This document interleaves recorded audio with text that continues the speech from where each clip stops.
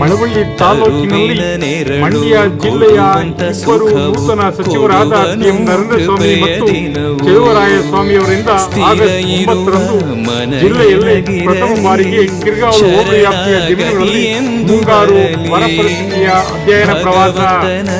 August 9ರಂದು ಬೆಳಗ್ಗೆ 9 ಗಂಟೆಗೆ ಮಾಗನೂರಿನ ಶ್ರೀ ಶಿವರಾತ್ರಿಕ ಬಡಾವಣೆಯಲ್ಲಿರುವ ಪುಟ್ಟಪ್ಪನ ಹೋಟೆಲ್ಗೆ ಆಗಮನ, ಉಪಹಾರ ಸೇವನೆ. ನಂತರ ರಾಗಿಯೂರಿನಲ್ಲಿ ಅಥಾರಿಟಿ ಚಂದ್ರವನ ಶಿವಣ್ಣ ಬಿ. ಪುಷ್ಪಾರಪ್ಪನವರ ಅಲಸಂದೆ ಬೆಳೆ ಬಗ್ಗೆ ವೀಕ್ಷಣೆ.